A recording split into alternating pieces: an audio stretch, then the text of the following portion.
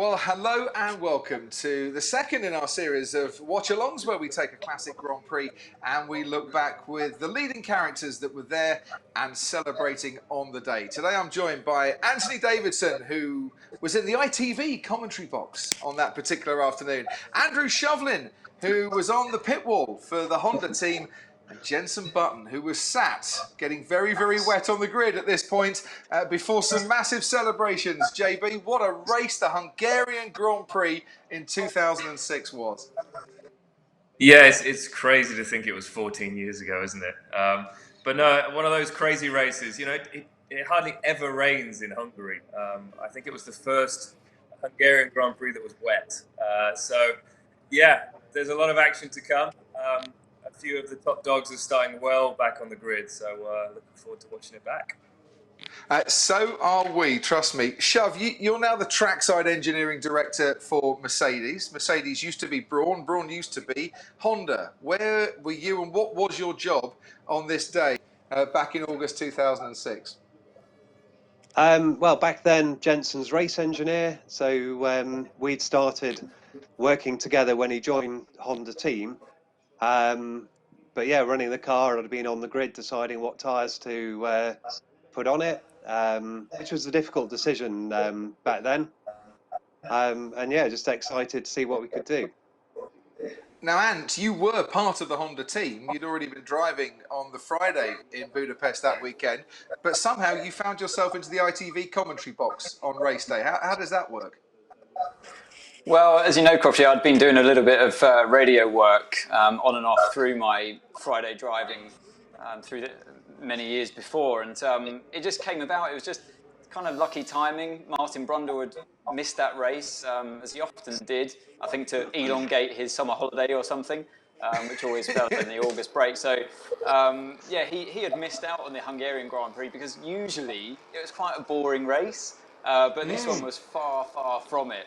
You're on here somewhere, JB, but not in the top 10, as you mentioned. Kimi Räikkönen, in his 100th Grand Prix weekend, started on pole from Felipe Massa in the Ferrari, who wasn't a driver that liked the wet conditions, and we'll find out that this was no exception on this particular day. There's your Honda teammate, Rubens Barrichello, third. Pedro de la Rosa, replacing Juan Pablo Montoya, who'd gone off to eat donuts in NASCAR and had left the McLaren team. Mark Webber's there driving for Williams. Michael Schumacher's 11th. Fernando Alonso's 15th. The two championship contenders are out of the top 10. And there you are in 14th with a penalty to your name. What happened? We had an engine failure over the weekend. And if I'm correct, you got a 10-place grid penalty when you had an engine failure. So we ended up, I qualified fourth, right next to Rubens, my teammate. We were looking strong, but because of the penalty, it put us back in 14th. And also, we were on a low fuel load because the top 10, I think, when you went into qualifying, you could pick your fuel load for the race. You had to pick your fuel load. We went for a lower fuel load, probably because we wanted to be as close to the front as possible so that when we dropped back 10 places, it wasn't too bad. Is that correct? Yeah, is that correct, Shov? That makes absolute sense. It is correct, and if you look at the names of some of those right at the back of the grid, you can see why you wouldn't want to end up in amongst it all. So that was kind of the strategy to sort of put you in a relatively safe position. But it does give you quite a task, doesn't it? In the days of refuelling, round about how many laps worth of fuel do you think you had at the start of this race before you might have to pit again? It's well, we started with 36 kilos, so that will get you to about lap 16. Obviously, it's a real gamble when you don't know what the weather's going to do, because you always wanted enough fuel to get you through to when you had to change tyres. JB, just before the start, was anybody expecting a wet race? I mean, Hungary, it didn't normally rain, did it? No, and we definitely didn't because we only put 36 kilos of fuel. But no, we didn't expect it to be wet, and it's not really that wet now, but it's one of those tricky conditions. I mean, Rubens is starting on the full wet, the rest of us are on into this. It's a tough one to really read and how quickly it's going to dry. Here we go. Action to unfold. Yes, look at the start Rubens Barrichello got on those full wet tyres. Kimi Räikkönen leads. Rubens Barrichello's right up there. De La Rosa on the inside. Michael Schumacher up to 5th by the first turn. Massa and Fisichella are side by side. Fernando Alonso's having a great first lap as well. But Kimi, with the advantage of a lot of clear road in front of him, is streaking away from the rest of the field. We're on board now with Fernando Alonso. He's got a lot of cars for company. JB, I'm trying to find you. Whereabouts were you in these opening few corners? Did you make up any places? Yeah, a couple of places, but I lost one to Fernando at the start. But yeah, often weren't so quick. And the first lap, I was a bit more cautious, just because it's such a long race, this one. And in these conditions, we knew he had a quick car, and we didn't want to throw it away on lap one. But I think I finished the first lap in 11th place. Sakon Yamamoto, his second race for Super Aguri, and he didn't manage to complete a single lap. He's already out of this race as Alonso slices his way through the field. Shove, Jenson's got all the adrenaline kind of coursing through his veins on this one. How nerve-wracking is it for you on the pit wall, though? Because you can control a few things, but not what's going on in the cockpit. Yeah, I think with the start and with the opening laps, you've always got to let the drivers deal with it. They don't really need the engineers interfering at that point. But this stage of the race is always nerve-wracking when it's wet, because everyone's finding their feet. There's a lot of spray as well, a lot of cars close together, and we were just hoping to get through this without a problem. Anthony, that was a brilliant move. Fernando Alonso and Felipe Massa on the inside of the penultimate corner. So you had Massa on the intermediates and you had Michael on the full wets. But it was a good move, yeah, down the inside into that final corner from Alonso. Really brave stuff. And I think, yeah, we were still yet to learn fully Fernando's character at this stage. He was still quite new into Formula One. We knew how feisty he could be on track, and you're seeing it now. It's kind of obvious watching it back how aggressive he is making his way through the traffic, but it was at the time was an absolute joy to watch, because yeah, like I say, we were still learning his character in many ways. Talking of the guys at the front of the pack, Pedro De La Rosa, you mentioned before, he had that spin. He was subbing at this stage, so super sub, but he was also subbing for, you got a spinner there, I think that's Kubica, that was his first ever Grand Prix. That's right. Spinning around the chicane. But, so De La Rosa shouldn't have been in the car, it should have been Alex Wurz, who was too tall for the car. So it meant that De La Rosa did the race instead. There's not much difference between Pedro De La Rosa and Alex Wurz, though. He can't be that much shorter than the Austrian, as we see the replay of Fernando Alonso getting past his Renault teammate. I need to look this up, Am. He can't be more than 2 inches shorter than Alex Wurz. Alex is pretty tall. Yeah. He's taller than you, isn't he, gents? I mean, they all look tall to you, don't they, Anthony? Yeah, I'm looking up. All I see are nostrils anyway, so it's no different. Speaking of tall drivers, there's Mark Webber. Yay! Oh, it's almost like we rehearsed that one, Anne. Webber out with technical problems. On board with yourself, JB. Yep, just up the inside of DC. Always in a mega move when you get past DC. He was really difficult. He just turned. If you weren't right alongside him, he just turned in on you. We had quite a few memorable moments over the years. But now I think I'm up to 9th place. I'm starting to close in on the lead pack. Amazing how much action there was in these first 5 laps of the race. And I think Fernando was on a proper charge. One, because he saw Michael had such a good start in the race, and I think he was trying to chase him down. But also he really got those tyres working well. And at this moment in time, we had people running on wet tyres, people on inters, but you also had 2 different tyre manufacturers back then. So we had Michelin and Bridgestone. Ferraris are on the Bridgestones, working in a very different way. Michael was really quick at the start of the race, but you start to sling off a little bit, even by lap 2. Look at this fight now with Fernando and Michael. I think this is the moment coming up into the final corner where Fernando tries to do the same move he did on Massa, but Michael's much more aware of it. Here we go. I think this is the moment. He turns in very early into the corner there, just to squeeze him out. That's it's typical of the way Michael has just took no prisoners, really. And this was the first time, I think, this season we'd seen the 2 title contenders really battling away like this. It was absolutely gripping to watch. Shove, we'll talk tyres if we can, because and you'll know a lot about this. There was a distinct difference that day between the Michelins and the Bridgestones, and to be fair, if you were on the Michelins, certainly at this stage of the race, you were on the right tyres. Yeah, I mean, the Michelin intermediate tyre was always a really, really good tyre. Could handle a wide range of conditions. It would also wear down nicely. It wouldn't overheat. And that was something that Bridgestone did struggle with. So, yeah, as you say, the Michelin cars were already starting the race on the front foot. There he goes, round the outside at turn 5. Fernando Alonso and Michael Schumacher. JB, it's not normally a passing place at the Hungaro ring, that one. It's an epic move, you know, and the outside line in the wet, we all know from the karting days, the outside line is normally better. It's cleaner, as in you don't have all the oil from the cars running. And also there's less steering angle you need to put in. And he's on a tyre, you know, you don't do this to Michael Schumacher if it's a level playing field. It was just a sign that he just had purely more grip to drive around the outside of someone like that. It was clear at this stage of the race, Crofty, that the Bridgestone, they just didn't have an answer for the Michelins. You know, had one of the Ferraris on the Inter, another on the full wet, and both cars were just going backwards at this stage. Rubens was also starting to suffer because he started on the full wet, of course, and that's why him and Michael had such a good start and a couple of first laps. That was the come on radio for Fernando Alonso. Yeah, Rubens pits quite early in this race. Shove.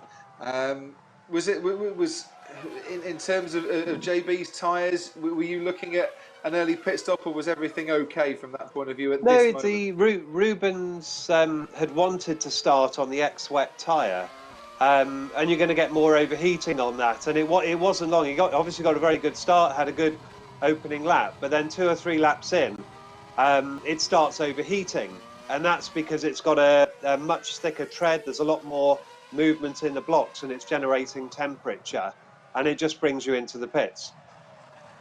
Am I right in saying it was starting to rain a bit heavier at this stage as well, guys? Yeah, I mean, it did. It probably looks like it's pouring down with you. No, I think it's in a couple of laps' time. It's basically when Rubens pits for the intermediate or wet tyre. That's when it starts raining. But here he comes. He's into the pits, and now it starts raining as he goes onto the tyre and wants less water on the circuit. Right, so he comes. Really tricky pit lane this as well. Not maybe at the middle where you are, but it starts to slope down a little bit towards the edge, and that concrete is not going to get any drier for a while. Out goes Rubens Barrichello. Who were the pit crew in those days? Shove, can you take us through it on that Honda team? I think on the Lollipop, that would have been Alistair Gibson, who's now become an artist. But there's a few of the same guys, but most of the mechanics have changed since 2006. Alistair Gibson, JB, very tall, strong, burly man.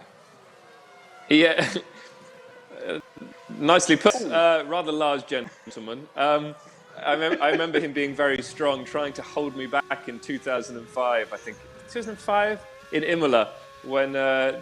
He waved the lollipop to let me go, but the fuel rig was still connected. So he put the lollipop back down and tried to hold the car back, the lollipop, as I tried to pull away through the lollipop. Unsuccessfully. Yeah. Oh, so it wasn't that strong then, right? Well, we held it back more than what most people could, I'm sure. James Allen described him in the commentary because I think he was interviewed at the end when he and most of the team were in floods of celebratory tears. James Allen described him as a man who carries a sheep under each arm, which I've never seen him carry a sheep at all, not the least under each arm, but it was a fitting description, I think. This is quite so with 6 laps into the race, Fernando started 15th, he's up to 3rd. Michael started, he's up to 4th, and we started 14th, and we're up to 5th. So there's been a lot of movement over the first few laps, and gearing up for a pretty exciting race from here on. And how many places, Shove, to make your strategy work? How many places did you need to make up in these opening laps? Well, I mean, there isn't really a specific number. It's just that, there's an opportunity where people haven't yet understood where the grip is. They're not necessarily getting everything out of the car, and you're just trying to get as far up as possible. But I mean, at this stage, with a race like this, you haven't really got a plan. It's just making sure you're on the right tyres at the right time. You've got the fuel to cover the conditions. And what We've did you just say thrown to out him the when inside. We've just Yeah. thrown out the inside of Michael Schumacher there into turn one. Get in. So, get in. What was the conversation then between you? Was there a get in there from you, JB, or did Shove get there first? Normally there's a bit of conversation. Well, I remember 2009 Brazil being one where we clinched the world championship together. There was a lot of shouting on the when we could see it was starting to unfold and actually we made the good moves and we're getting close to the front. But I'm sure there was after that. I mean, when you put a move on Michael Schumacher, it's always pretty special, and to do it like that was pretty cool. Is that how you felt, JB? That you know you're coming up to Michael Schumacher and you know that you've got 2 or 3 corners to get this done. Otherwise, it's going to take you a while. You have to be that decisive. Yeah, if you make a move and it doesn't come off, he knows exactly what to do after that. He knows where you've tried. He knows your game plan, and he will always find a way to block you the next time around. So you got to get it done immediately, yeah. And I think it's probably a little bit more difficult for Fizzy now because it's raining harder. Michael probably on the correct tyre now. Maybe not the correct make of tyre, but he's on the wet tyre or extra wet. So yeah, I think it's probably a little bit more difficult for Fizzy to get past. But and as I said, it's because Michael knows where he's going to be trying to put the car. Does he finally do it this time around? Yes, he does, Ant. Ish. Well, yeah, Michael. Oh, yeah, that's the moment when Michael tried to cross back over and actually made a mistake and lost the rear of the car and ended up tagging the back of Fisichella's tyre. Fisichella was quite lucky there not to get a puncture straight away. See, the rain. How was this for you, Shove? But that was. Yeah. Well, you see, De La Rosa's gone out there, so he would have been stopping there for fuel. That wouldn't have been a stop for tyres. So, despite you complaining earlier that your fuel load was too light, we had a leader there who was on slightly less. But what we'd be doing is calculating with a stopwatch how much he took on, because you always want to have a bit more than the people you're racing. So that's one of the things that would have fed into the fuel load decision at our stop.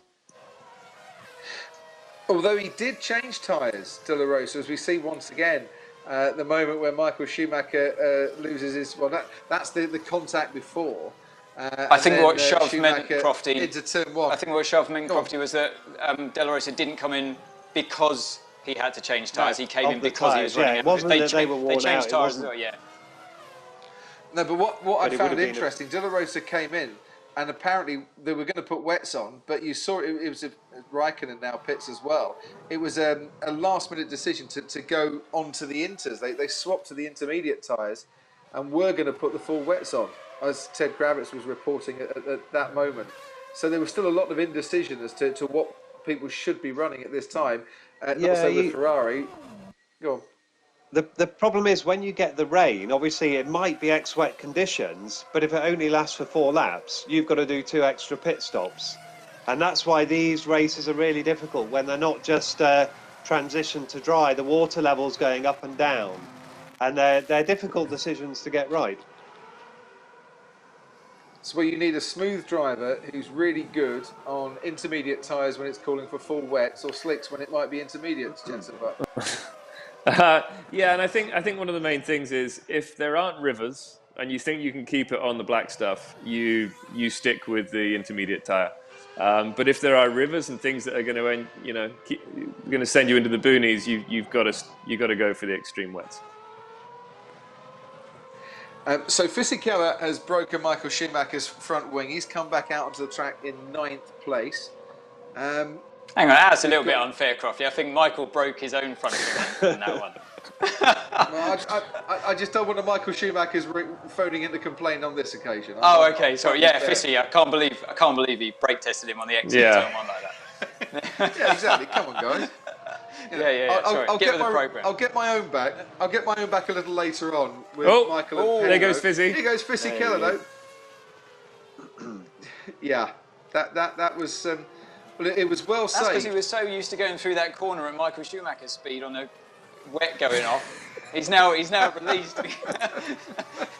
Or maybe he was just following him. And no.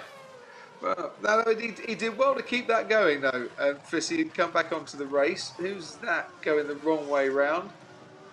One of the BMWs. The thing is, people probably watch this and think, well, they've got traction control. These are supposed to be the best drivers in the world, but they're going off everywhere. But these are really tricky conditions because, as Shov said, you really don't want to be on the extreme wets. You want to be on the inters as much as you can.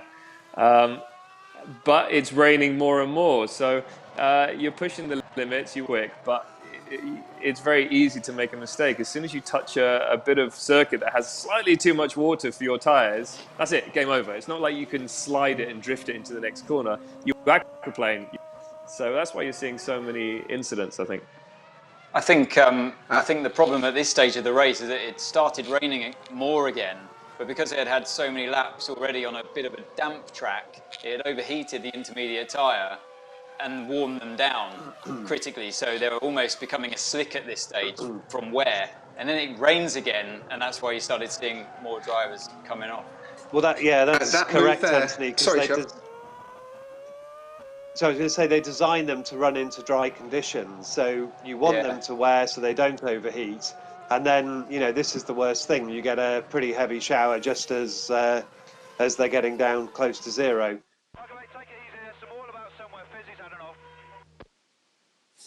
That's Rod Nelson, Fernando Alonso's race engineer at the time. Fernando is now leading this race, by the way, just to help people keep up with this, because when Kimi pitted, Alonso took the lead of the race and had just lapped Felipe Massa. Another problem with this circuit, Crofty, another problem with this track in the wet is that because they're all slow speed corners, it takes quite a lot of courage from inside the car to bring yourself to carry the speed if you're on an intermediate tyre to get it warm enough in the first place. If you took a track like Spa or Silverstone, for example, because of the high speed corners, you get a bit more bulk temperature in the tyre. And that's why you see someone like Kubica in his first Formula 1 race getting it wrong quite a few times, because you're trying in the car to get that confidence it's like self-perpetuating, you get the confidence, you get the heat into the tyre, and then that gives you more grit, and then you can go faster and gives you more confidence. So before you get to that stage, the car can be ever so twitchy and violent. Gotta say, I felt really sorry for Robert Kubica at the end of this race, given that he actually managed to finish in the points, but then was disqualified because his car was about 2 kilos underweight, and it was underweight because his tyres were so severely worn down, his intermediate tyres by the end, there wasn't enough rubber on there to get the car up to the minimum weight that it should have been. Thanks for ruining it for me, Crofty. You ruined it. You were there. You knew, but we've got time to talk about this. You know me, I've got a memory like a goldfish. This was brilliant, I was enjoying that. Do you remember this bit? Nico Rosberg's still in the car. There's Nico. He's still in the car. Doesn't want to get his hair wet.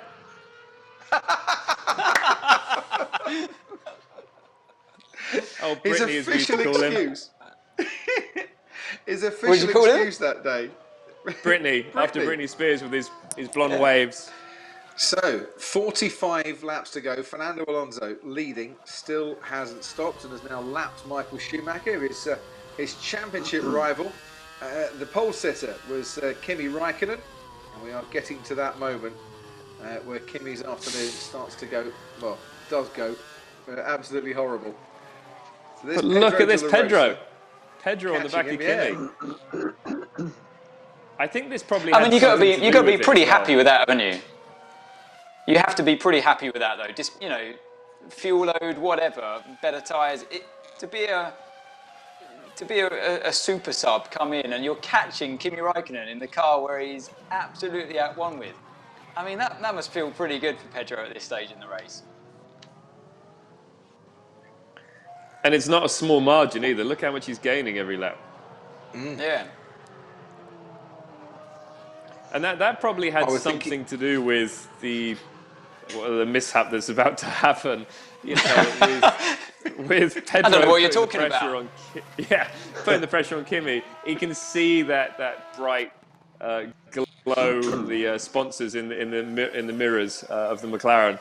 So I'm sure his focus wasn't fully on the cars when he had a possible mishap. Oh, there it is. There we go.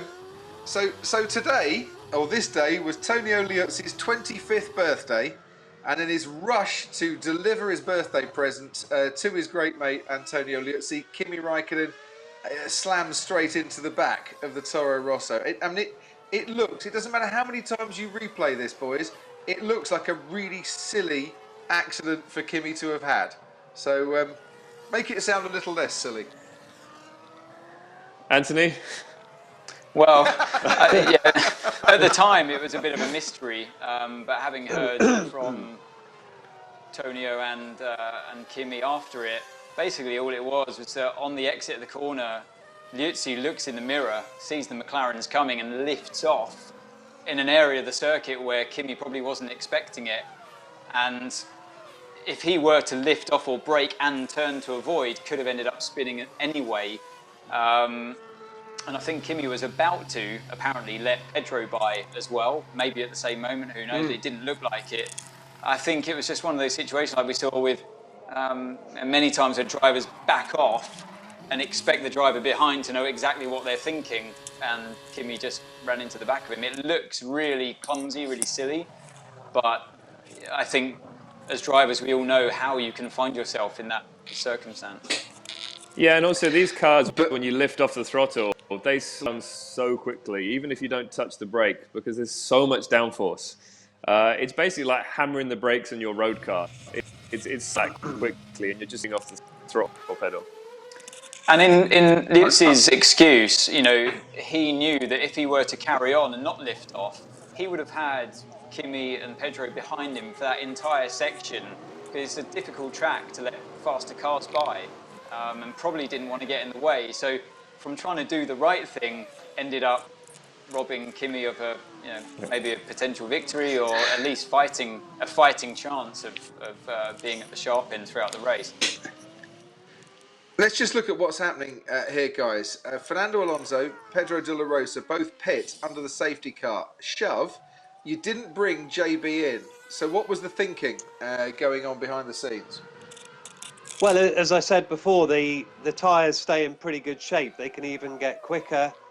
We'd taken quite a lot of fuel on. It was about 60 kilos fuel at that first stop. So really, it was a case of stay out on track and let inherent any positions that you can. But there was no big reason to come in. Now, obviously, at Mercedes in 2020, Shove, James Vowles is the head of the strategy department. He's got a whole team of people that are helping him with that. Who's in charge of strategy for the Honda team at this point? Well, James was there as a strategist, but it was run a bit differently in this stage. We actually had a strict sort of method for how all the decisions were made, but some of it will be the discussion between Jenson and myself. You've also got the bosses at the team who would have had an input at that stage, and then James was feeding in a lot of the other information, but there wasn't the clear chain of command that we've got now. And you had We also had Craig right Wilson, didn't we, the chief? Yeah, Craig was Chief engineer at that. Yeah, so Craig, in fact, who's you're now right. still So in Formula One. Craig would have Go on, Shove, probably carry on. been the one. No, Craig would have probably been the one making the decisions at this stage. And for those that don't know Craig, he's now head of vehicle performance for F1 in general. He works with Ross Brawn at Liberty, and very much behind the move to the new cars of the future in F1. But he would have been controlling that. He had Gilles de Ferran, who was on the Honda pit wall at that stage. He was kind of brought in to help. So would he be managing situations during a race, or did he take a back seat? Gilles would have been involved, giving us the driver's perspective quite often. But Gilles was a good guy. But as I said, there would have been a lot of us talking and no clear chain of command, and no one wanted to make a mistake. So it wasn't always the slickest operation on the pit wall. No, and I think the main thing in these conditions, when it's either going from dry to wet or wet to dry, these are times when the engineer, the car engineer, being shoved, and the driver really need to be at one. We need to be talking the whole time and expressing how the conditions are. Me saying it feels that the tires are overheating, or I see a dry line and saying, well, this guy just put slicks on and he's gone a second quicker, so we need to think about it. So there's a lot of information back and forth, a lot more than just a standard dry race.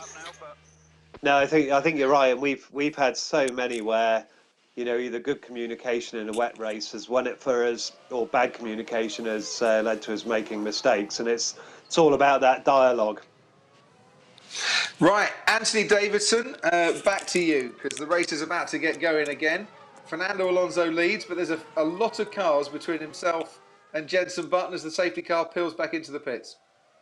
So the track was actually starting to dry at this stage. You could see the dry line already appearing on the main straight, and this safety car period allowed Michael Schumacher to gain back that disadvantage that he had. That was a clumsy mistake there in turn one.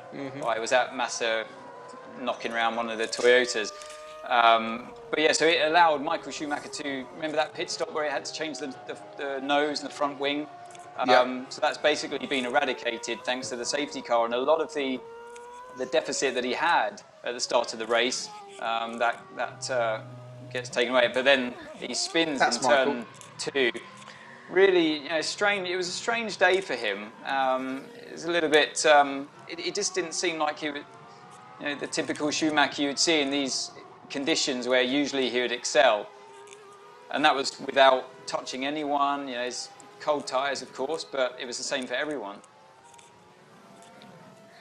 He didn't make too many mistakes like that, Michael Schumacher.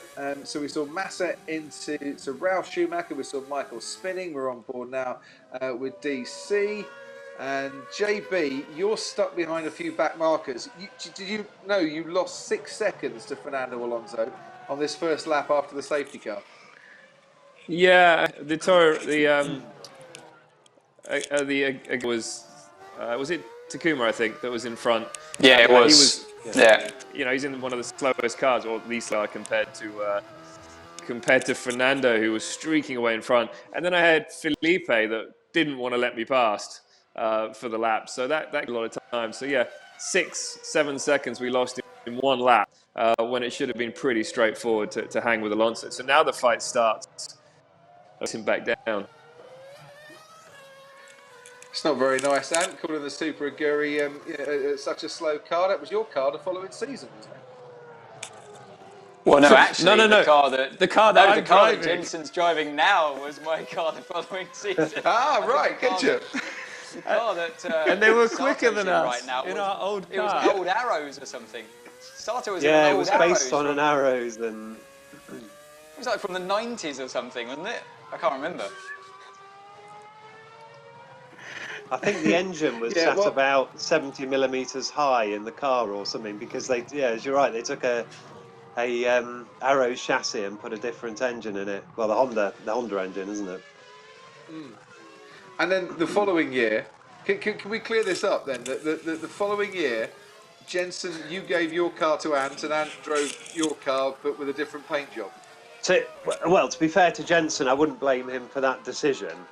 But this was part of the sort of gradual demise of the Honda team. Was that we gave the car to Super Aguri, made a slightly worse one for ourselves, and then spent the year battling Super Aguri. But those years, 2003 2007, 2008 were pretty tough. I think you call it character building, JB.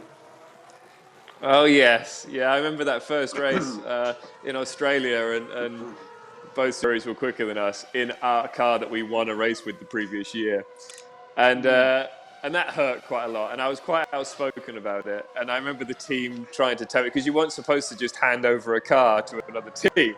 There had to be changes and what have you. So I was saying it was exactly the car I want to race with, and how we're supposed to compete against that. And the team going, no, it's not the same car. It's like, it is. It was pretty similar. What was quite interesting from all of that, though, what was quite interesting was that because it was the same car as the car we're watching on the screen now, but without any funding at all, really, there was no development. So to start the year, we had quite a decent car. It could run pretty much in the midfield. I think we qualified 10th and 11th in, that was a weird moment where Alonso slows down, wasn't it? I think he was maybe thinking to come into the pits this lap or something, and then he gets going again. So I think Jenson caught about 2 seconds on that one lap to Fernando. I think at the time we talked about it, I think that it was maybe a discussion on the radio about pitting, perhaps, but he was back on his way. But yeah, so without any development on that car, we started the year with a good car, like midfield at least, and by the end of the season, we were fighting last place. So it just goes to show how constant that evolution is in Formula One, and if you're not keeping up with it and developing your car, how you can get left behind pretty quickly. And how are our energy levels at this stage, gents? Because we're getting to, believe it or not, we're almost at half race distance here. Yeah, and we knew it was going to be a long old afternoon. I'm probably flagging a bit in the commentary box, and I don't know if you've run out of words to say by this stage. How's the energy levels? Yeah, good. I just gained about 2.5 seconds off Fernando that last lap because he off thinking he was coming in the pit, so I was in great. No, it's one of those races where you don't know what's happening next with the weather. So you're pushing the car, but you don't want to damage the tyres too much. As I say that, I've just posted the fastest lap of the race. But we're in pretty good shape. The car's good. I feel at one with the car. I was doing a great job with calls on pit stops and what have you. So we're in good shape. But I don't know what Fernando and Renault are really up to. They're on a different strategy in terms of pit stops and fuel load in the car, which I didn't know how much fuel they had on board. So to play for still. But he's the guy that we're obviously aiming for. He's the guy up front. He's the guy leading the championship. The reason why we used Anthony so much was because the race drivers used to whinge a little bit when you had a 1,000-kilometre day of testing, whereas Ant would just drive around all day and never complain. Just glory hunters, basically, the race drivers. They didn't want to put the proper work in, So it's all because of me, Jenson. You're enjoying these lovely intermediate tyres right now that are working so well. Think about how many inters I'd driven to near death and carried on. Hang on. What year was it when I came up behind this particular corner and you put me into the gravel as I was trying to lap you? Yeah, that was because of all this hard work I was putting in for you. Payback. No, that was my first ever race. Come on, leave me alone. Was that 2007? You should have tried driving that thing. Which circuit was that? Minardi. That was this track, 2002. Okay. And how many laps did you last that day? I can't remember. It was when the track was made for real men, it had gravel traps and everything. One mistake and you were out of the race. None of these massive runoff areas like you see here. I am absolutely staggered. It has taken you only 39 laps to make your first claim as the man that won it for Honda that day, Anthony Davidson. You've done very well to last this long. So all tongue-in-cheek, mate. Yeah. So we also saw that shot from the Honda garage. Scott Speed finally does get the slick tyres that he wanted. This is worth just watching. Brave man. Yeah. Not the slickest move on the planet from Scott Speed, as you can see. That's when you know, that was probably not a good decision. Yeah, as Croft said, not the slickest move, it probably is the slickest move.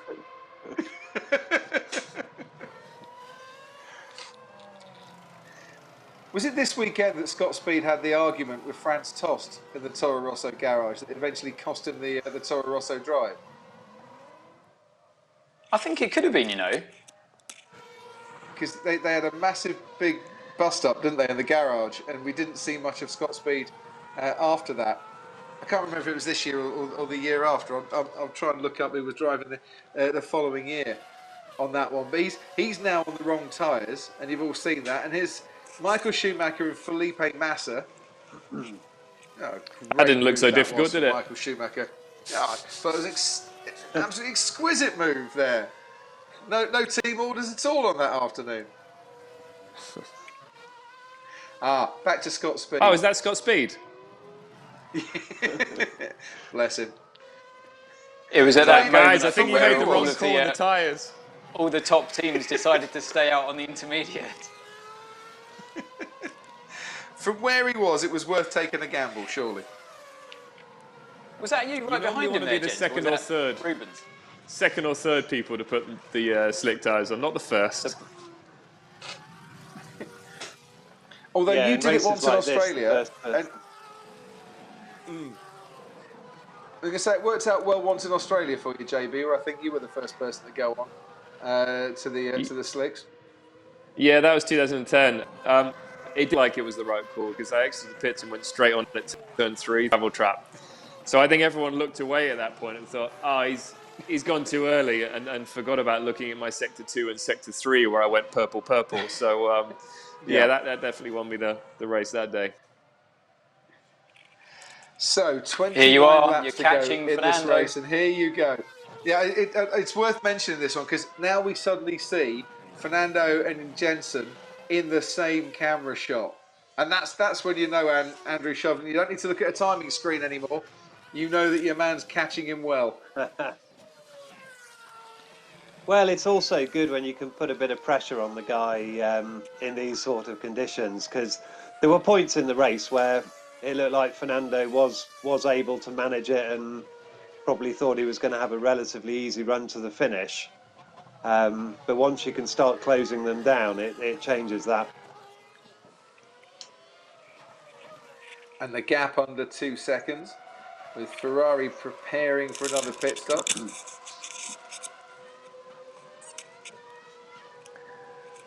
It's never the easiest to overtake in these ones when you're both, doing similar lap times, because he's going to always be on the grippier part of this when you're entering a corner, and I'll have to go onto the really wet part.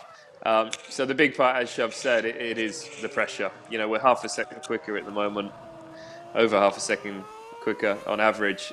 So it's about piling that pressure on, and he, as Shov said, he probably thought he was onto an easy winner. Michael's far back in the field.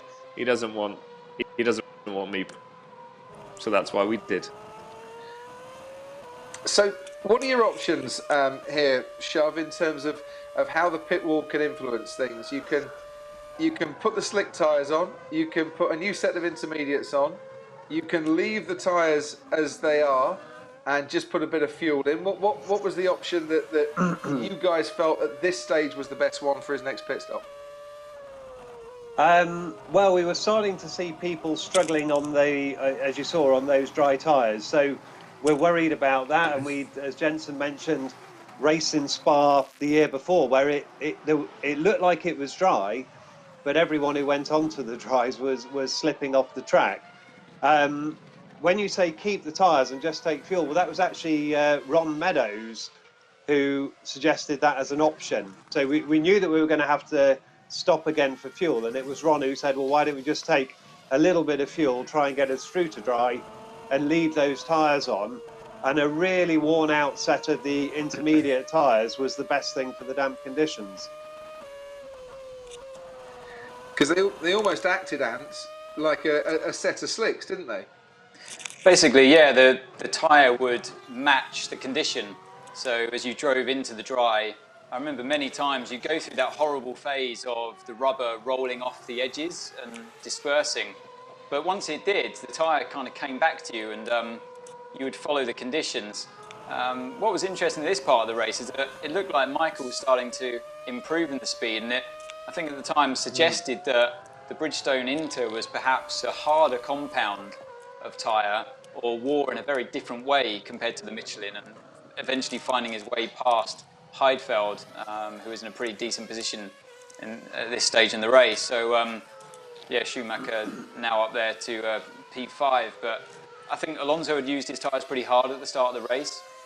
I think was running a bit more fuel than Jenson at this stage, but still you could see in the car Jenson had the grip, but like he said, he just couldn't put enough pressure on and get close enough to have a decent chance of an overtake on track. So he was kind of just biding his time, I guess, at this stage in the race. Do you think you would have got him, JB, had you guys had stayed out and had this battle for a few laps longer?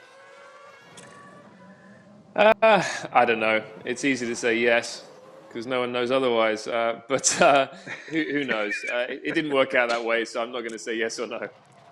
But we're pretty close now. This is in F1 terms, with the amount of grip you lose behind a car, we're reasonably close. I think we get within like 0.4. I think the other thing to remember with this racing, though, is if you've got to stop in a few laps anyway for fuel, what's the point in risking your car trying to get through someone who you know is going to be really difficult to pass? And you're actually looking at the strategy to find your route through to win it, more so than the clean overtake on track when you know there's going to be more pit stops.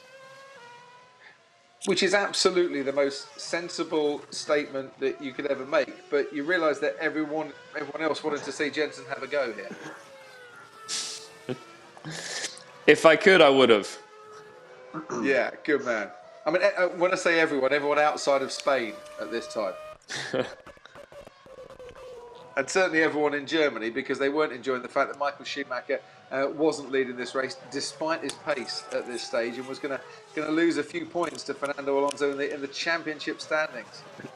But yeah, look how you closed it all down. This gap, remember, was 5.5 seconds out. Yeah, I mean, like I said, it was clear to see, like it was earlier on in the race when Fernando just cruised up to the back of De La Rosa, but just sat there.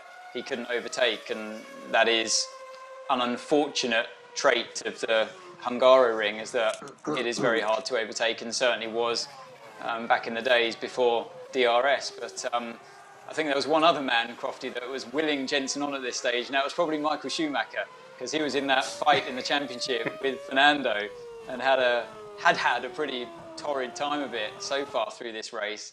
And probably, he was that kind of driver that would have definitely been clued up on what was going on at the front of the race as well. Were there big screens for the fans, JB, that you could kind of see from the track as well? Because sometimes drivers say, "Oh, I saw a move on the big screen." At this time, I don't know if they were there at the Hungaroring. Yeah, out of the last corner, you always have a little look up at the screen, see what was going on. But also, we knew from Shov giving me as much information as he could. But this is always that great feeling in a way when you're the car behind, you're pushing the car in front. There's a dry line which you want to stay on, even though you're on inters. And one little, breaking a touch late, putting a wheel on a white line or something, he's going to lose the rear and I'm through. So pressure is king really at the moment. There was Steve Nielsen on the Renault pit wall with a stopwatch in his hand. I assume getting ready to take a timing for your stop, JB. Yeah, here we come into the pit. You come in. Yeah, right. You can see it's soaking wet in the pit lane. As Shov said, we chose to stay on the Inter tyre, which looks pretty nice actually. It's the centerpiece of the tread. It's almost a slick, but it's a very, very soft slick. So perfect for these conditions. And does that mean that he can go to the end? That little splash and dash. Is there enough fuel to go to the end, Shov, if you need not to stop again? No, that was only to get us through to the dry conditions. And as Jenson said, right. You can see the pit lane's wet. And the issue was just that you go out on slicks or groove tyres as they were then. By the time you're at turn one, you've lost the temperature because that run down to the corner is about the wettest bit of the track. So all of that pit exit was taking all that heat out of the tyres. So Yeah, we took on about 12 laps of fuel just to try and get through to the point where it was safe for dries. Yeah, I mean, we were a little bit worried, I guess, because we didn't know how much fuel Fernando had on board, and was he going to have enough fuel to go out on slick tires and be, just at the right time when slick tires work. So that was a worry. It wasn't the case. Obviously, we'll see what happens later. But I think when they did stop, I think they were probably 3-4 laps too early for the slick tires. So you're probably losing 4 or 5 seconds a lap. So who knows what would have happened, but I think we were onto a good thing with doing the short field. The guys did a great job of choosing that strategy and staying on the inters. The Toyotas came in. They were onto the slick tyre, so now all eyes were on them. So Ralph did it first, and then his teammate comes in a few laps later, or maybe the next lap, and puts the groove tyres on. But I think you could even see into this corner, he's letting a car by, but it's very tentative stuff. And you're desperate to try and get the temperature in, get them up to speed. And everyone was basically watching the time screens now. And as soon as you see that one purple sector come, so i.e. the fastest sector of all, you'd see a whole influx of cars streaming into the pits to do exactly the same thing. But you don't want to be the guinea pig. So it was fun watching those drivers coming in and trying. And Scott's speed was clearly way too early, and that's what Fernando was hanging on for. It's odd because the line is completely dry here, isn't it? No, it's to say the line is so dry, and on the tyres we raced today, you'd have been on slicks much earlier, but it was so hard to get the heat in them, and those Michelin tyres though in the dry, you wouldn't do any tyre management at all. You could do a 20-lap stint absolutely flat out, and they just held in there because they were such a high working range tyre. Here's the battle for third and fourth. Rubens Barrichello now got to within a few car lengths of Pedro de la Rosa, who I'm sure is still enjoying a fine afternoon in the McLaren. And what have we got? 21 laps to go in this race. And it's all going to change for JB's favour in a matter of about a lap and a half. But at this stage, you've just got the fastest lap. You found your groove. Would you have been content with second at this stage? I'm a racing driver. No. I think if we did end up second, I think we would have been relatively happy with our performance. But no, it's not the feeling of winning. And we hadn't won as a team, and that team of people had never won a race. So it was very couple of hours, and nothing to do with that at all. But I have to say, the cars look absolutely gorgeous. Do you not think? I do, and I think they sounded gorgeous as well at this stage. Then we went to the next. Actually, yeah, Karen. I was just going to say, it's actually really lovely to hear a whole load of 2.4 litre V8s blasting around a track this afternoon, as much as I'm also enjoying what you're saying as well. But it's a gorgeous sound. It is, and then 2009, obviously, we went to the different regulations, and they weren't the prettiest with the little rear wing, but I really like this wide, low-slung rear wing, which we do have now. But just the cars back then, they just looked small as well. They're tiny, aren't they, compared to the cars we have now? It's amazing how the cars have changed over the years. Well, they've got heavy, haven't they, as well, Shove? These cars look nimble and agile. And talking of which, it was on your toes, boys and girls, in the Renault pit crew, because Fernando Alonso, the race leader, now coming in. Now, at this stage, I think he had a 14.5 second gap. Anthony, that's your microphone we can hear in the background there, to you, JB. And you do take the lead of this race. There you go. Yeah. Whilst Alonso's in the pits. But we know that you've got to pit again, so it's just get the hammer down and go as fast as you can at this stage. But then take us through what we see with Fernando here. Well, the aim was, obviously, he's got massive oversteer here. Looks unusual compared to people that have exited the pits. Maybe he just hasn't got the tyre temperature and then he's flying down to turn 3. We've cut away, but he's hit the brakes, lost the rear, and obviously something is not correct. Fernando doesn't lose the rear like that on slick tyres on a dry circuit. So hopefully we'll head back to that in a minute. But the aim for me was just to get the hammer down. Yeah, he's on slick tyres. He's going to be losing 5 seconds on the first lap to me. So it's hammer down, try and pit and come out just in front of him, even though I'm going to be slow on the exit. Hopefully I can hold him back. There he is. He's got a crane connected already to his car. He basically had a wheel nut come off, as far as I know. They said it was a drive shaft, but I think it was the wheel nut you see flying off the rear tire. So in a way, it definitely gifted me the victory, gifted us the victory. But looking at it now, it's actually a shame. It really is a shame, because I think we would have had a great race. Shov, back to you. What were you trying to say? Well, just that we had Rubens out on track here on a slick tyre, and he'd come in 3 laps ago.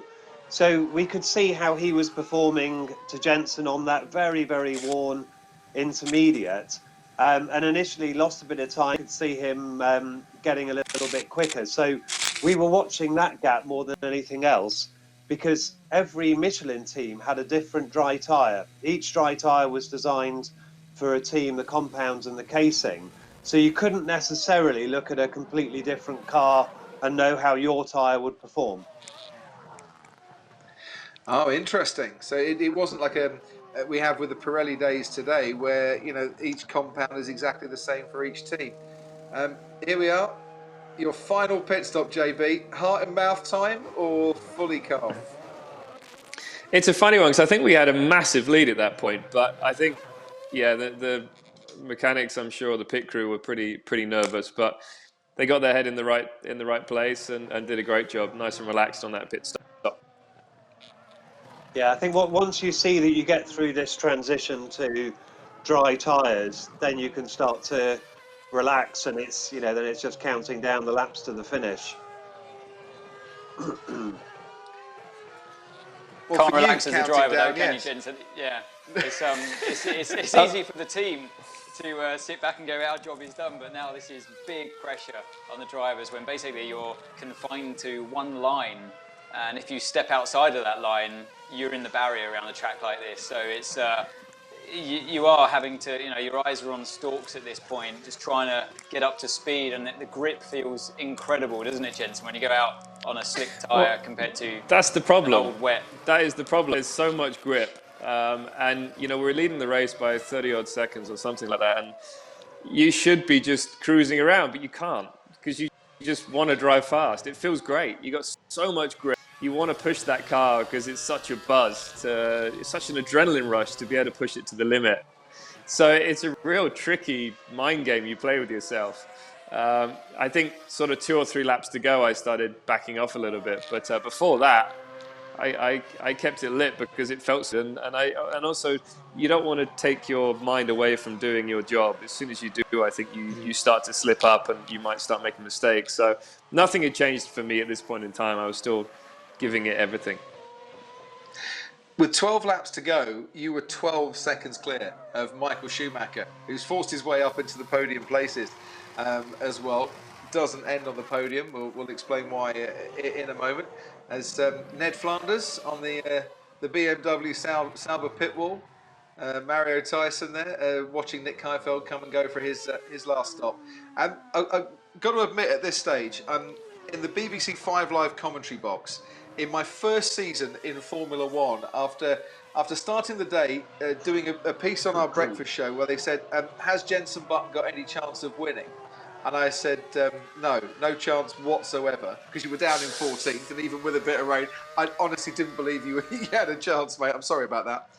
At this stage, I'm getting a bit irked, because they keep asking me to go and get a score flash from the football or the rugby or the cricket, as we used to do on 5 Live. And I'm like, no, you've got to stick with this. Jenson Button could win this race. And they finally came out into the talkback, my producers saying, right, no more interruptions, Crofty. Take it to the checkered flag, bring him home. And at that stage, I suddenly realised that, yes, you could win this race. And that's where I got the lump in the throat moment, because I started to get a bit emotional, because it had been 113 races, and this was your 113th race, without a victory, and the whole of the UK wanted you to get a win, JB, and now we weren't far away from it. This was a really emotional moment and about Ant as well, and for you and Shovlin, and certainly for these guys, Nick Fry, the team boss, Otmar Safnauer, who worked for Honda at the time. This win was now becoming possible. Yeah, it was. And I think you had a lump in your throat because you didn't believe in me, and suddenly I was going to win, and you felt uncomfortable. I thought it was with those. it. I thought it was those 10 hash browns you had for breakfast, Crofty. That got stuck. I was actually on a single figures regime at that time. No, it's not that I didn't believe in you. I just didn't believe on a track where you can't get past that from 14th anybody could win. But the great thing is, now you look at these conditions, right? It's drying. You've got these three cars on different strategies. They're on different tyres. One into someone slicks. And look at it. It's just awesome. I love this type of racing because a certain tyre or a certain car has a benefit in a tight corner or a fast corner. Still tough to overtake, but what a race. Did you think of the win at this stage? There's 13 laps to go. You're enjoying it. You're loving it. You found the groove. Are you thinking of standing on the top step of the podium? Yeah. I mean, we haven't got another pit stop to go. The only worry is the motor, is the engine. You know, we had a failure earlier this weekend. And sometimes it wasn't a mileage thing. It would just come out of nowhere. You could have an issue. So I was a little bit worried, and for me, the countdown of laps, that's the thing I was worried about. The car, everything else, I had no issues with. I know I could keep it on the road. That was the issue that I was worried about. But in the end of the day, they did a great job, and it made it to the finish. And Shov, were you looking around you at the garage and on the pit wall? Were people chewing their fingernails? Was everyone getting a bit tense, or did you start to see a few smiles at this stage? No, I think it was incredibly tense because we'd not been in this position before, and then, you know, for the whole team, they couldn't do anything from here on in. We got fuel to the finish. We're on the right tyres. It all kind of comes down to Jenson. You haven't got that distraction of having a job to do.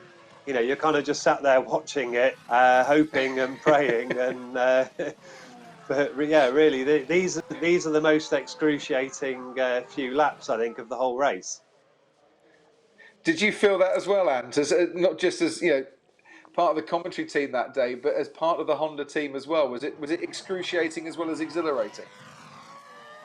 Well, it was very different back then, of course, Crofty, than what it is today. So when I'm commentating in free practice or even on race control at the races with Sky, because I was very much part of the team and I was a guest of ITV to be commentating alongside the lead commentator. So, I was unashamedly with the team and talking about my role there and how involved I was with them. And yeah, I was as nervous as anyone else down there as well. You had been with the team right from the beginning. I was there even before Jenson, if you count the BAR days, back from 2001, 2002. So you'd seen all the heartache, all the hard graft, sweat, blood and tears that had gone into that. And you'd seen missed opportunities time and time again when the car had been genuinely quick. And here we were on the brink of winning the first race. Jenson's first race in Formula One, but the teams as well. And it was a real tense time. And I remember feeling the emotion, obviously trying to do a job that I was doing in the commentary, but really all I wanted to do was be down there with the team and hopefully be celebrating in 11 laps time.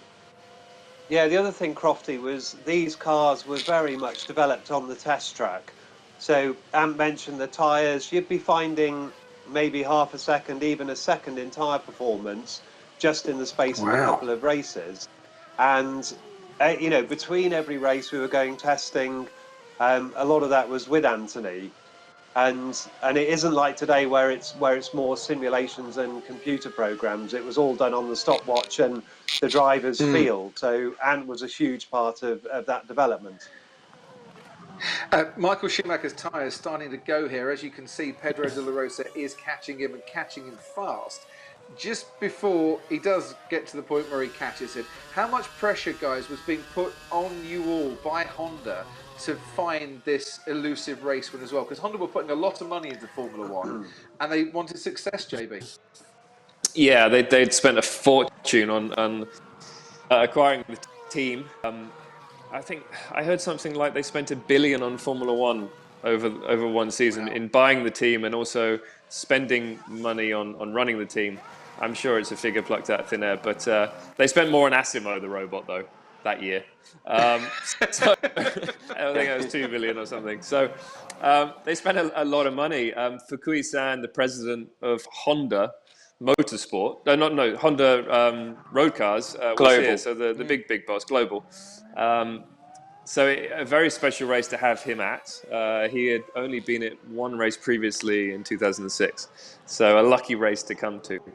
So there's a lot of pressure on the team, a lot of pressure on not just the team based in the UK, but especially based on all of the Japanese Honda engine engineers.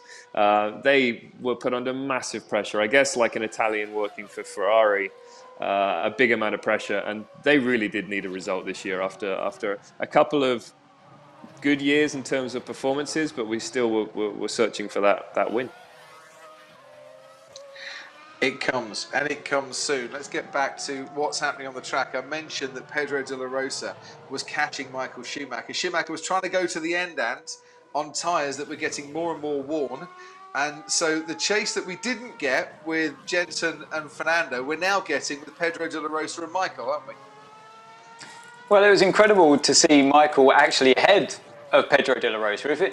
After 20 or 30 laps into the race, if you had told me that Michael would have found his way genuinely back in front of Pedro de la Rosa, I would never have believed it. But, you know, that was really Ferrari and Schumacher at this time really were the greatest, and you know, they were a formidable force, and you could see that in this race how they never gave up. But Schumacher's getting his mirrors fuller and fuller of that McLaren behind, and De La Rosa was really enjoying himself. You know, he knew he wasn't going to be there for the entire season, so you really had to put yourself in good light to try and prolong your career. So I'm sure he was giving everything he could to put a good show on and try and get Schumacher as he was going to give it a go into turn one.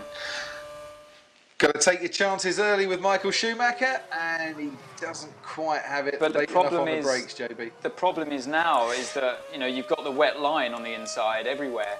So to try and overtake a car, you might have the speed, but if you commit to an overtake, you're going to have to go over some wet stuff to do it. So that was the problem. So your already difficult track to overtake on at the Hungaroring has just become even harder. As Shav said, the Bridgestone tyres the Inter tyre was very good at going into dry conditions, but it's getting to the end of its life now. It's a complete slick, so it's going to be down to the canvas soon. I think he went past the point of no return, Michael, at about lap 13. If he'd pitted then, he could have come out a fresh set of tyres and he could have fought his way up to a reasonable position. But if the guys start catching you, you just got to stay out and hope for the best. Otherwise, he's going to be put back in 5th or 6th, even lower down. So he's going to do all he can now. And after so much in the race, you think it's over, and then suddenly you've got a McLaren and a Ferrari fighting for P2. So there's a lot of action to come. What you've also got, Shove, is that the Ferrari was the quickest car in a straight line that weekend as well. So where Pedro de la Rosa has a chance, on this straight, he can't catch the Ferrari because it's so rapid in a drag race. Yeah, you can see it there, can't you? Without DRS as well, it's you haven't got a lot in your arsenal. So pretty certain Felipe Massa set the speed trap, the fastest speed trap in qualifying as well. So De La Rosa's had a little look in the top part of the track where it's almost impossible to get past, but it's probably going to be the only way that he's going to manage. And of course, if Michael can hold on to this position, he is going to catch Fernando Alonso hand over fist in the Drivers' Championship here. He'd been gaining on him in the last 3 races, I think it was. But Alonso's out of this race, so this means a huge amount in the Drivers' Championship. I think one of the tricky bits for Michael, though, is you know that your tyres are only going to get worse. So there's an element of it that does just become the waiting game here for Pedro. Should have just let him by, Ant, and then it'd have been okay. He'd have got to the finish. Well, hindsight was a very clever bloke, Crofty. He certainly was. Michael Schumacher was never just going to let somebody else by. We haven't seen you for quite some time, JB. Are you just enjoying yourself here, taking it all in, looking around, smiling at the birds, singing in the trees, that sort of thing?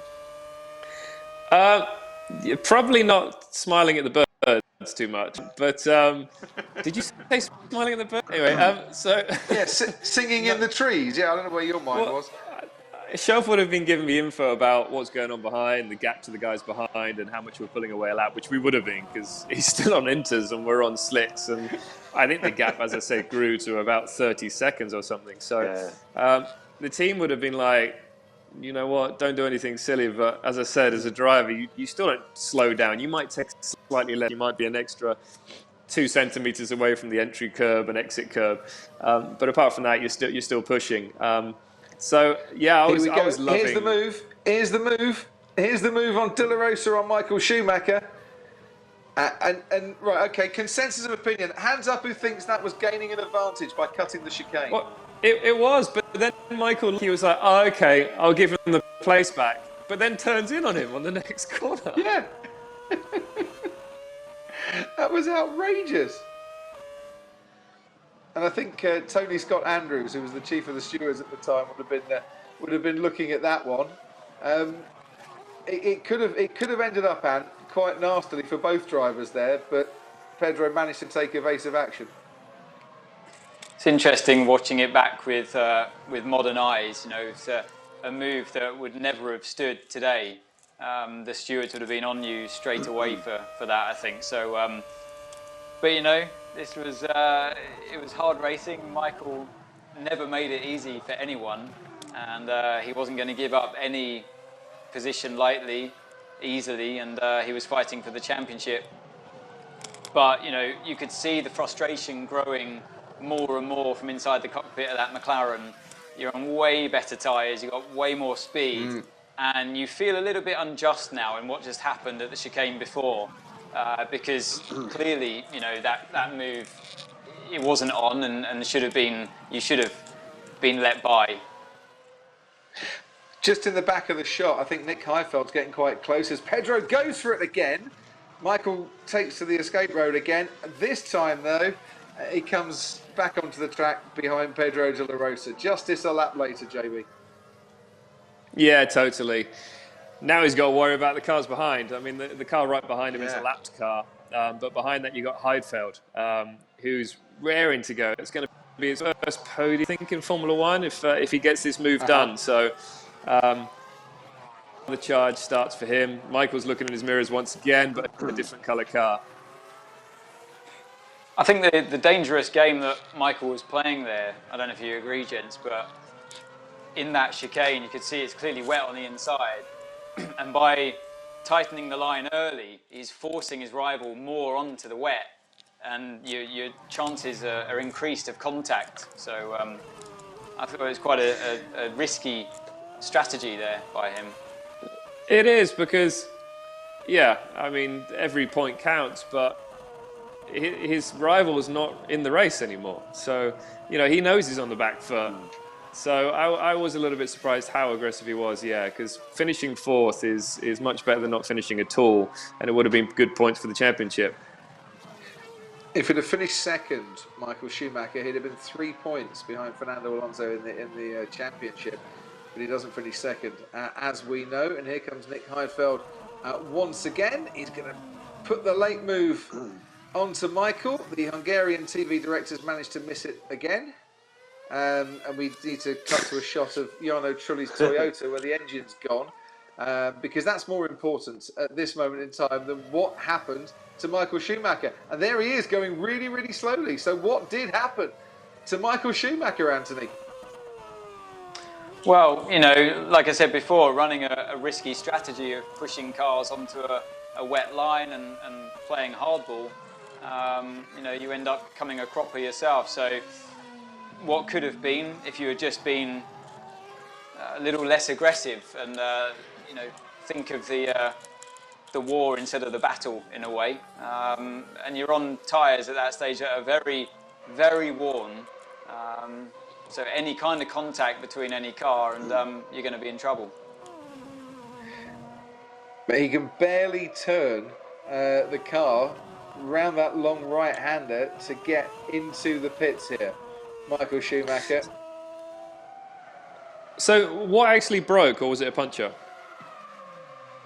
It's like a suspension problem at the front end, and just from, I mean, it looked like light contact, but from the angle we had, it wasn't that obvious at the beginning. But he certainly knew he was there because he knew Pedro was there. Yeah. The few laps before, and he knew he was vulnerable going into that corner. That was where he was, you know, going to get overtaken anywhere, if at all. So he had the speed on the straight. So, but I don't know. It was a clearly suspension problem from hitting. It was quite light contact, I guess, but yeah, suspension problem nevertheless. 2 laps to go, and now if my research is correct here, your last win before this race was Silverstone, 10th of October 1999 in the British Formula 3 Championship. Is that right?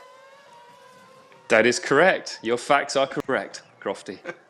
So, not only has it been 113 races in Formula 1, but we then go back to your time in Formula 3. The year before you joined F1, this is now going to be because you're not world champion, obviously at this stage, the most emotional moment of your Formula 1 career. Are you ready for the checkered flag here and what comes with it? It was one of those weird emotions because I knew that, you know, there was always the worry that something would go wrong, but the checkered flag came around too quickly. I had so much going through my mind over the last couple of laps. It just went in a blink of an eye. And I really wish that the race was longer than it actually was, just because so many emotions over the last 6 years of Formula One, and the good, the bad, the ugly. And finally, this was going to be it. This is it. The first win of my Formula One career with a team that had worked so hard for it. I'd been with the team since 2003. We'd had some great times. We got disqualified from a few races.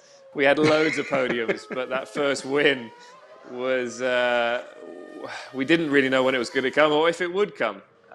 So a lot of very emotional people in the team ready for this checkered flag to fall.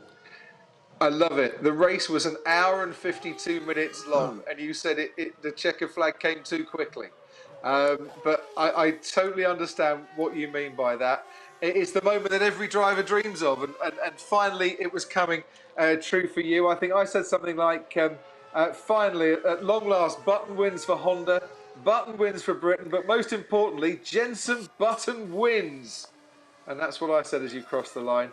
I don't know what you said, and if it's repeatable, but it was probably a few thousand decibels louder. Lots of shouting. I think Shovs was "Get in, JB," or something like that, more than likely. I remember Anthony, it was, "Martin Brundle, what have you done?" He was so excited that he was commentating on my first win, and it was his first time commentating, and he was a massive part of the team. So many emotions. I remember all of the team getting very emotional, especially the Japanese, crying their eyes out. Big Alistair crying his eyes out. So a very special moment for us all. Come on, Anne, you can say it again. Martin Brundle, what have you done? Give us a replay. Yes. I can't believe I was the one commentating. Jenson Button wins his first Grand Prix. Blah blah blah. Martin Brundle, what have you done? I mean, look, it was an an amazing It moment. lacks emotion, I thought. It could It have a did, bit more Shove. That was emotion. rubbish. What are the chances, though, to be, commentating your first ever race, and the boy that you've grown up with on the kart track since an 8-year-old kid, and you're in the same team together, you've gone through all that turmoil in the same team, and, had so many near misses, and that one moment when I step into the commentary box and it just, it's like, I couldn't believe it was all coming together, but it was a really emotional time for everyone in the team. Pedro de la Rosa got the team radio call from the McLaren pit wall. Great for him and for Nick Heidfeld as well. Absolutely superb for them. But Shove, put into words your emotions, your thoughts when you could finally start to celebrate this win. I mean, we didn't start until we crossed the line, but as Jenson said, we'd had some races where we came close, but you didn't know that we were ever going to win anything. And it was just that immense satisfaction that finally we've actually done it, and you know what it feels like to win a race, and it was just amazing. And you'll never get that again, with a team. And for so many of us, we'd never won a race before. Jenson, so many people in the team, and it was sharing that all together that was phenomenal. So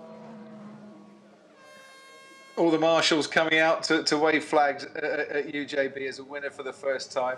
There it is, 30 seconds clear of Pedro de la Rosa.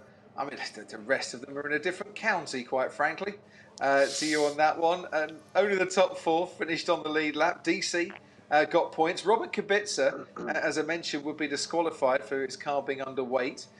Which meant that Michael Schumacher picked up 1 point for this race because points went down to 8th.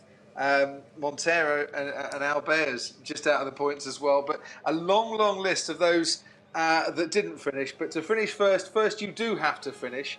And it was an hour and 52 minutes. Utterly crazy, that particular race. When you pulled back the curtains of your hotel room that morning, did you smile when you saw that it was a bit damp outside? Yeah, always did. I really enjoyed those conditions. We just elevated ourselves up to 6th in the championship, which doesn't look great at that point. But from then on to the end of the year, I don't think anyone scored more points than us, if I'm correct. So we were equal with the top guys until the end of the season in terms of points. From there on, we just started a long way behind. But no, I always loved those conditions, and trying to read situations was a lot of fun. I think for not just for me, but for the whole team. I think they were very good, and we were very calm in making our calls, and that won us a lot of races. To be fair, and won us races then, and also in the Brawn days in 2009. JB, that was a great shot. First embraced by Nick Fry, the team boss, and then secondly, Jules Goff, as she is now, your long-time PA, has been with you through thick and thin, but right there to celebrate with you, which was lovely. Yeah, it was. Jules was with me from 2004. She was Jacques' PA in 2003, my teammate. And then when he left the team, she stayed on with me, and she worked with me up until the end of last year, actually. So she a massive part of my career, and she was there. So it was fun to celebrate that first victory with her as well. I'm sure amidst all the celebrations, you were asking her to book a decent bar and restaurant for the celebrations later that night. I hope they were lengthy. Well, the thing is, your first win, you never know when it's going to come. But you always want to celebrate with all the people that made it happen. The problem was I had to jump straight on a plane from the circuit to fly to London, to jump on a big plane to China because I had a sponsor event. So I actually didn't get to celebrate with the team, which was a real shame.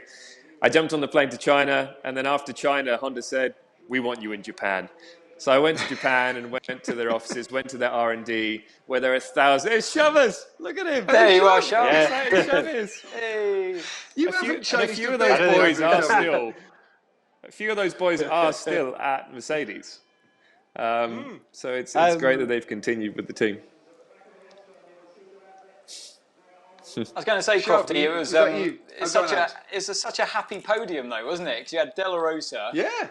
in P2, Nick at those Heidfeld eyes, on yeah. the podium as well. So it was a real. You could see the emotion there as the cars all pulled in, and yeah, very happy podium indeed. Not a miserable face for someone finishing second when they feel they should have won the race. Grumpy. You know. Yeah. Down there in the thick of it, as he always was at every single race, Jenson was your dad, and John was celebrating away. He was interviewed straight after, and Louise Goodman asked him how he felt. He said, "This is better than sex." And I just wonder, when did you get to speak to your dad? He probably hadn't had it for a few years before that. That's probably why. But I gave my dad a hug before the podium, and then when I was on the podium, he's the first person I tried to hit champagne.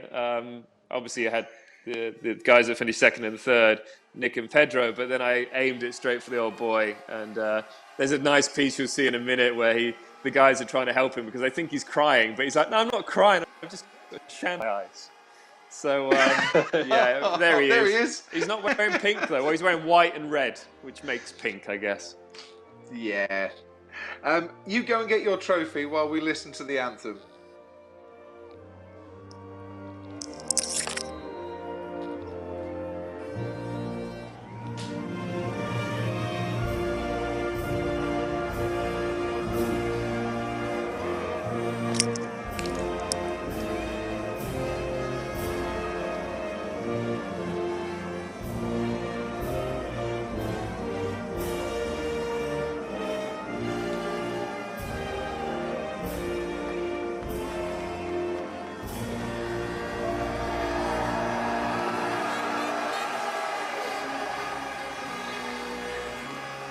Japanese national anthem after God Save the Queen.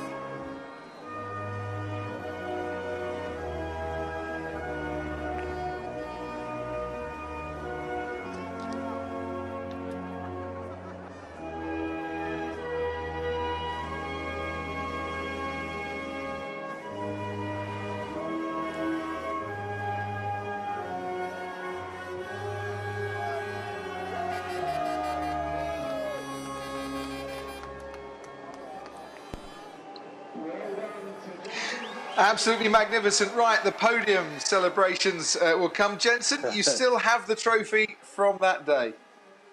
Yes, it's actually the original one, this one.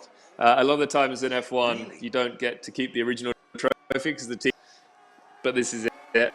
This is holding on the podium, which is pretty awesome. It's one of those trophies... Well, it look like a trophy, but it's one of the best looking trophies to have in your house. It's an ornament. You know, most trophies silver and they don't look that great, whereas this is stunning. So my missus is very happy that I've won this one because it looks nice in the house. If you can see on the left-hand screen, there's Fukui-san taking the trophy for team. What a for him, you know, second Grand Prix that season and our first victory as a team. And it was the first Honda as a manufacturer racing since, I guess the 60s. So, very special moment. Pedro collecting his trophy. Oh, his little trophy there as well. So unexpected. The Honda director of communications had that weekend off as well. Tracy Novak, she wasn't there because she didn't think Hungary was going to be the one, but we knew secretly. We knew that it was going to be a fun weekend. And Andrew, Jenson, same question to you all. How does it feel watching these scenes back now, some 14 years after the event? Ant, we'll start with you. It's still emotional because you know, to have been with the team since 2001 and watched that roller coaster ride, all those near misses, like I say, and finally it all came together. That elusive win, that the team was searching for so long. And they had a fast car in the past and got very close. I think second place was the best. I think it came at Imola one year where Jenson had qualified on pole back in 2004. The car was super quick, but you know, to see the heartache so many times, to finally get the win for everyone in Brackley was a very special moment. Shove, does it bring back great memories? I think it does, and it's just that thing where you can't get that feeling back. And you know, we've won a few races since then, but that feeling of the first one for the team, and absolutely everyone in the garage was utterly elated. It was just an amazing, you know, sense of achievement. And you can kind of remember the feeling, you know, remember the emotion, the feeling, and everything. It's all quite clear in your mind looking back at it now. Some things in life, Jenson, are well worth waiting for, aren't they? And it's funny, isn't it? We got life, you know, and through so many experiences, and we just keep moving on and looking for the next thing and looking for the next thing, and you know, through Formula One into the 2020 season, and you forget, and you don't watch these videos back, and I especially don't. So it is very emotional watching it back, especially with you guys, and very poignant in our lives and career, really, because it's not just a job. You know, this is what we do for a living, but it's what we love. It's what we're passionate about. I think that's what makes it extra special when you do stand on top of that podium. I couldn't agree more, JB. Thank you so much for joining us today, and Ant and Shove as well. I've thoroughly enjoyed this look back. An amazing day that I'll certainly never forget as well, and it was brilliant to be just a little part of it. Gentlemen, thank you very much indeed for joining us. Jenson Button, winner of the 2006 Hungarian Grand Prix. What a day it was. And thank you for joining us too. You stay safe, take care out there, and we'll see you again soon.